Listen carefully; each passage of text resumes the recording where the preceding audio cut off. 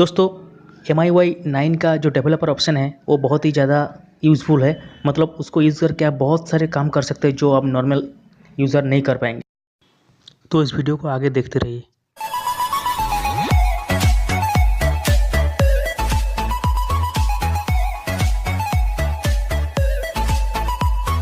तो इसके लिए आपको क्या करना पड़ेगा, पहले डेवलपर ऑप्शन को एनाबल करना पड़ेगा। उसके लिए आपको अबाउट फ़ोन में जाना पड़ेगा और यहाँ पर आप देख सकते हैं MIUI जो वर्जन है मेरा MIUI 9 ग्लोबल 8.5.17 बेटा वर्जन है। तो ये जो है लेटेस्ट वर्जन है। तो इस पर आप यहाँ पर टैप करेंगे साइमल्टेनियस, तो यहाँ पर now you are a developer करके एक मैसेज दिखाई देगा। यहाँ पर मेरा आप देख सकते हैं no need you are already a developer, मतलब मैं पहले से कर चुका हूँ ये। तो इसके बाद आपको क्या करना पड़ेगा, फ़ोन का जो सेटिंग है उसमें जाने के बाद एडिशनल सेटिंग में जाना पड़ेगा। एडिशनल सेटिंग में जाने के बाद यहाँ पर नीचे में आप देख सकते हैं डेवलपर ऑप्शन का ऑप्शन है। यहाँ पर आप देख सकते हैं ये जो है बहुत सारे यहाँ पर ऑप्शन है। तो मैं आपको जो बेहतर ऑप्शन है जो यूज़फुल है सबसे, उसी के बारे में मैं आपको यहाँ पर बताऊँगा। तो सबसे पहले यहाँ पर देख सकते हैं कि यहाँ पर स्टे अवेक, मतलब screen will never sleep while charging, मतलब इसको आप एनाबल कर देंगे। अगर फ़ोन आपका चार्ज हो रहा हो तो क्या होगा, स्क्रीन का जो यहाँ पर ब्राइटनेस है यहाँ पर लॉक हो जाएगा, मतलब स्क्रीन ये जो है वेक हो जाएगा, मतलब ये स्लीप मोड में नहीं जाएगा। तो इसको बहुत ही अच्छे तरीके से आप यूज़ कर पाएंगे और बहुत ही काम का चीज़ है।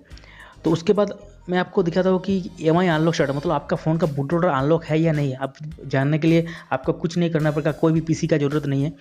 तो यहाँ पर MI अनलॉक स्टेटस में क्लिक करेंगे तो हालांकि मेरा जो है TWRP रिकवरी लगा हुआ है, तो मतलब मेरा जो है डिवाइस अनलॉक है। तो आपका जो अगर लॉक हो तो यहाँ पर लॉक दिखाई देगा। तो ये रहा दूसरी बात।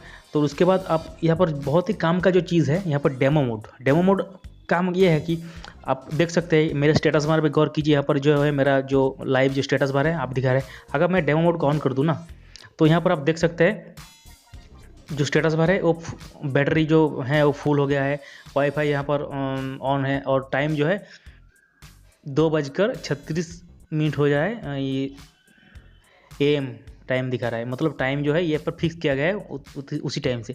मतलब अगर मैं इसको ऑफ कर दूं तो आप देख सकते हैं वापस मेरा जो स्क्रीन नॉर्मल जो था वो आ गया है। मतलब आप अगर स्क्रीन वीडियो रिकॉर्डिंग कर रहे हो, आप किसी को दिखाना नहीं चाहते कि आपका जो स्टेटस बार है वो कैसा है, तो आपको इसको आप ये एनेबल कर सकते हैं। ये बहुत ही अच्छी चीज़ है। तो मैं इसको ऑफ कर देता हूँ। ओके, तो यहाँ पर उसके अलावा भी बहुत सारे यहाँ पर ऑप्शन है, लेकिन मैं आपके काम का जो ऑप्शन है उसी के मैं बारे में बताऊंगा। शो टचेस, मतलब इस शो टचेस मतलब आप देख सकते हैं मेरा ऑन है। तो जहाँ आपके यहाँ पर टच करेंगे तो एक दिखाई दे रहा है कि आप टच कर रहे हो स्क्रीन के ऊपर। तो ये है। और पॉइंटर लोकेशन, मतलब आप किस पॉइंटर में आप लोकेशन पे यहाँ पर देख सकते हैं किस तरह से आप टच कर रहे हो। उसका एक लाइन बन रहा है, मतलब उसका जो और ऊपर में जो एक्सिस दिखा रहा है किस एक्सिस में किस एंगल से हो रहा है। तो इसको ऑफ कर दीजिए, बहुत काम का चीज़ नहीं है। और उसके बाद जो मेन यहाँ पर हाईलाइट है window animation scale, transition animation scale और एनिमेटेड ड्यूरेशन स्केल। इसके बारे में मैं आपको बताता हूँ। आप यहाँ पर देख सकते हैं कि मेरा जो फ़ोन है अभी किस स्टेज में है। तो आप देख सकते हैं कि इसका स्पीड कैसा है। तो मैं फिर से वापस मैं वहाँ पर जाऊँगा एडिशनल सेटिंग में और डेवलपर ऑप्शन में। तो यहाँ पर आप देख सकते हैं जो एनिमेशन का जो यहाँ पर है मेरा जो है 1x में सिलेक्ट किया है।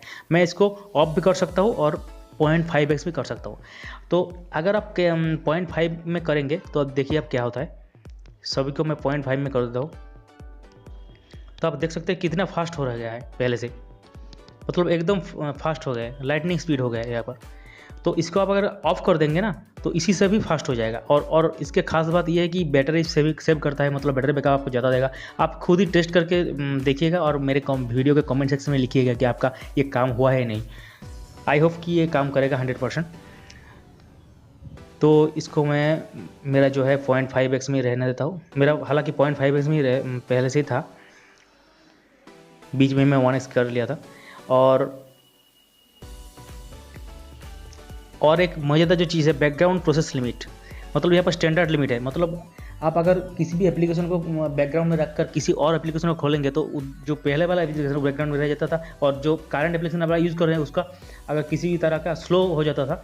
तो इसको अगर आप नहीं चाहते कि बैकग्राउंड में कोई एप्लीकेशन चले, तो आप नो बैकग्राउंड प्रोसेस में यहाँ पर सिलेक्ट कर दीजिएगा।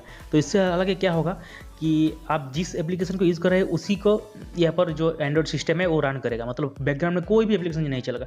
मतलब जो पहले वाला जो जावा मोबाइल होता था, जावा ऑपरेटिंग सिस्टम का, तो जब भी जो ऐप आप खोलते थे उसी ऐप यूज़ होता था, बैकग्राउंड में कोई नहीं चलता था और नोटिफिकेशन भी किसी बात की भी नहीं आता है।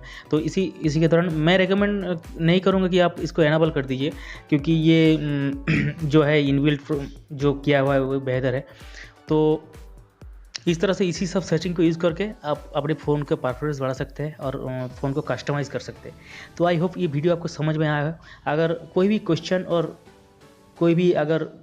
या कोई भी सवाल हो तो आप मेरे वीडियो के कमेंट सेक्शन में लिखिए, मैं ज़रूर उसको आंसर दूंगा।